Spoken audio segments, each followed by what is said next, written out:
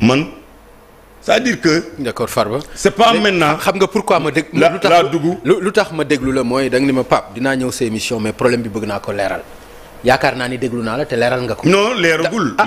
non bu la xati loolu Farba.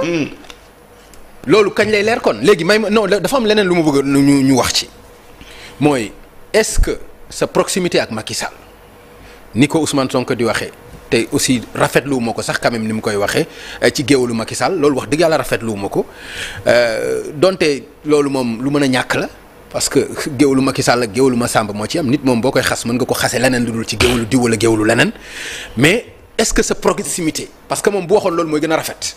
moom laa doon gën a rafetlu mais géwal comme di ko waxee noonu loolu franchement maa ngi koy ñaawlu te maa ngi koy ñaan mu bàyyi terme yooyu mu koy wax li nga xam ne bëgg naa ko wax ci loolu ndax sa proximité yow ak Macky Sall mayu la possibilité yii nga xam ne mën nga ko am ci suuf ak ci terrain. déedéet Macky Sall may na ma du ma wax mayu ma di wax loo xam ne du dëgg man samay discours dafay cohérent Macky Sall sekkuñu ay business deal scandale foncier musuñ ko def ci suñu àdduna. yaa ngi wax de. non déglu rek ma wax la. ah non da nga ni da nga. xaaral ma wax la rek li ma lay wax ci lu leer. waaw. d'abord géwél gi nga wax mooy Ousmane Sonko ak keneen laa yamari képp ku ma naan géwél xasoo ma. waaw loolu dëgg la. man dama ci am fierté. lool sax ndax ci famille boobu laa juddoo xalaat ne nag góor laa ni ñëpp dama war a dem futteegu. xool ni doomu aadama yi tekkee mën dara ma def ko j'ai voyagé en 1993 laa génn réew mi di uti xaalis bi may dugg Gabon dama jógee Cameroun dem ba frontière ñu refoulé ma jëlaat oto jaar Ebola dem ba Guinée équatoriale Bata fa laa jëlee gaal man maa ngi dugg Gabon en 93 ci gaal di ut xaalis. mais boobu yaa ngi doon woyaan wala yaa ngi doon liggéey. boobu sama premier voyage bi may dem Gabon woyaan la woon. mais yàlla daf ma dimbali ci woyaan bi ci. woyaan bi aussi mën naa ci tiitaru ndax am naa ci kër Liberté 6 tabax ci sama kër baay war ci oto dem ci màkk wax dëgg yàlla nag géwél bu ko am nag nga war a sant yàlla ci woyaan sant say géer mais du tere dama futteeku dem ma ne lii du wéy ñaari mbir day am saa yoo génnee sa kër dem di woyaan nga tas ak géer gu baax ku yàlla abal teranga teral la bis boobu da ngay bëgg a doon géwél mais bis boo génnee sa kër ku la teralul saagal. non nga dem ci koo xam ne am na alal ba pare. woon la te du la sedd jàndi la wàññi la. da ngay bañ nekk géel yépp sa bopp.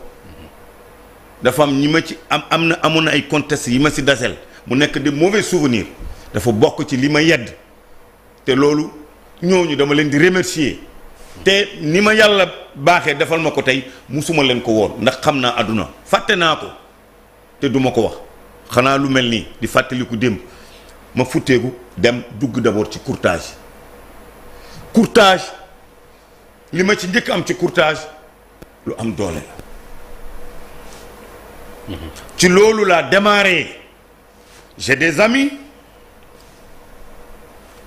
ñu ngi dee ci biir Pastef joxoon nañ ay terrain ma di leen jaayal bien sûr ba ci Bassirou ak Sonko. non ñooñu sequñu loolu. ah bon sequñu loolu mais dama lay wax rek. non dama lay laaj rek. non sequñu loolu donc ci loo xam ne dañ may jox terrain may jaay ma ci am dara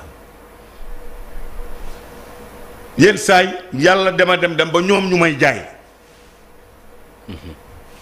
ki ma jàngal njaayum suuf Jóob si la daf ma jàngal njaayum suuf ñuy dox ba mu jaay ma benn jour fii rek Batrin laa la wax. Diop si jaay na ma 16 parcelles li ma lay wax nii ça c'est en quelle année ay 2008 la 2009 la sama xaritu Cheikh Thiam était là yor foofu am yu ma ci jaay donc adduna man dama yàgg ci suuf ñëw ma ci suuf parce que wax dëgg yàlla ah Macky Sall ñëw na au pouvoir may jënd suuf wala di jaay suuf c'est pas maintenant te tamit yàlla dafa dogal bu doon mini inspecteur am na bokk naa ci donc wax dëgg yàlla su ma lay wax te yàlla tax njaayum suuf dama koo def métier xalaat ni lii wax dëgg yàlla. waaw mais xam nga ni njaayum suuf. xaaral ma wax la rek àggaleel terrain xaw ma lu droit di wax. ndax délimité nañu ñaata nga war a am ci biir Sénégal wala ñaata nga war a am en tant que homme d'affaires. sooy am terrain fii ci Sénégal da ngay am notification une lettre d'attribution ki la koy defal c'est le directeur des domaines moo lay defal kayit bu nekk nag moom moo la koy defal. d'accord su la ko defalee. dama lay wax pour nga comprendre su la ko defalee da ngay dem ci chef de bureau de domaine boobu moo lay orienté ci kayit bi foofu ngay dem jël sa baay defal la baay boo egsee kooku defaral la baay mu signé nga signé ñu yóbbu ko ci gouverneur bu dee Ndakaaru bu dee ci département yi nga dem ci préfet boo fa jógee nga ñëw ci directeur des domaines directeur général des impôts et des domaines walla ci ministre des finances walla son directeur de cabinet nga am approbation donc am suuf nekkul lu yomb beneen bi encore avant même kooku di am possibilité avant muy am possibilité di mën a defar loolu dafa am procédure gis nga commission boobu du tudd CCOD commission des contrôles opérations domaniales loolu ministre des finances moo koy encadré su mënul ñëw soit mu yabal directeur de cabinet wala mu yabal son conseiller ci wàllu domaine directeur de domaine day toog directeur cadastre toog directeur urbanisme toog directeur des affaires civiles toog mooy représente ministre de la justice aménagement du territoire contrôle financier ñoom ñëpp toog ba ñu xool xam ne lii directeur de l'urbanisme lu ci compétence am day xam ne ndax fii zone d'habitation la amul ay impact yooyu yëpp orienté ay mbir yu bëri dañuy toog yow yaa ngi explication bi dafa mel ni da ngay bëgg a woon askan bi que yow sa liggéey dafa jaar yoon que sa liggéey dafa clean que sa liggéey dafa set que sa liggéey nangam que kenn mënu la taxal ci dara non c'est-à-dire boobu ba léegi ci loolu ngay expliquer li ngay procédure bi ngay wax ni yëpp mooy procédure suuf kenn mënu ci def njuuj njaaj kenn mu alors que ci li non attends li ñu mës a dégg ak li nga xam ne dañ ko dégg tout le temps escroquerie foncier yàgg nañ ko dégg ku dégg escroquerie di nga dégg foncier ku dégg par exemple foncier di nga dégg escroquerie donc su fekkente ni yaa ngi expliquer lii terewul njuuj njaaj ak luubal mën na ci am leneen mën na ci am. bien sûr voilà loolu leer na. c'est-à-dire loolu am voilà loolu day am. réew mi mais dama lay wax nan ngay jotee terrain wu Sénégal. mais loolu xamoo ko. non mais xaw ma ko mais xam journaliste mais d'accord mais xaw ma xam lan ma dàq jàng école. xam nga lan laa xam mais xamoo ko parce que sa métier la. xam nga lan laa la bëgg a wax. Farba xam nga lu ma bëgg nga comprendre ko.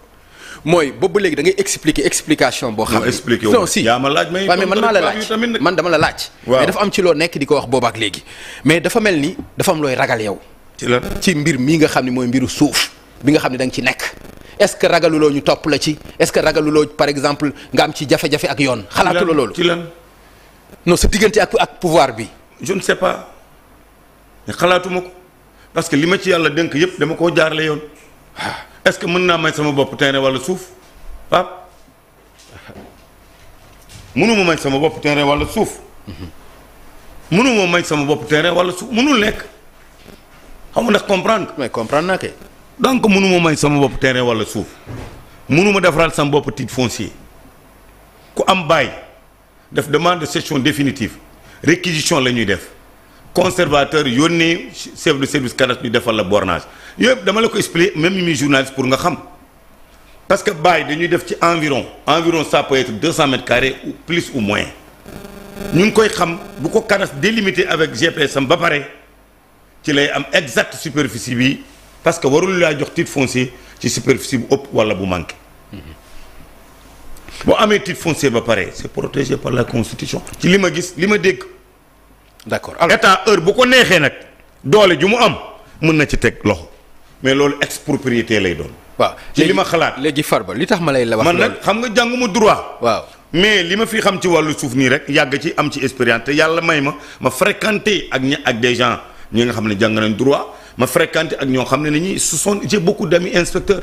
d'accord dama leen di fekk ci biir impôts yi man ñi nekkoon ci suuf yëpp di ci liggéey ñoom Amadou Samba Tall ñoom Sidi Diakhaté ancien directeur ñoom Vincent Bidi ñoom Taïbou amu ci kenn ko xam miinuma la wala xaw ma la amut yàllaa ma boole ak ñoom bien avant que Macky Sall soit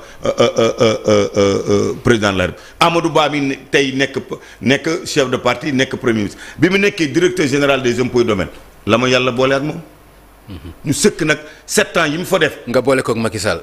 non ñoom chaque jour bi bis bu yàlla dogal rek daanoon naa ko seete su ma demul biram bloc Madeleine bloc fiscal ma fekk directement appartement ville wala këram Nord Foire donc inspecteurs yi mag yi ñi ci gën a bëri xam naa leen. d'accord te du deal laa leen xamee Amadou Ba mosuñu deal ci wàllu suuf ak keneen ñoom ñëpp xam naa leen miin naa leen parce que comme ci man jàppale naa ay nit ñu am ci loo xam ne ñii nekk ay impôts yu ñu leen jàppee wala ay y a des choses yoo xam ne boo nekkee ci biir yàlla boole nga jaxasoo ak ñoom mun nga ci am teranga ju ne te fekk du scandale luubaloo. sàccoo dafoo dara xam nga li ma si jaaxal mooy mennum Farba Ngom rek laa dégg que waa dikk dem nañ ci toolam dajji nañ ko ñii ne ay këyitu kër lañ fa doon xool ñi naan ay xaalis lañ fa doon seet. xaw ma non mais loolu ci yow lañ ko dégguñu ko ci keneen par exemple ànd ak ku ñuy wax Jérôme Bandiaki dem sa tool mais loolu dégguñu ko ci keneen. mais loolu est-ce que loolu Pape foog nga ne neex na ma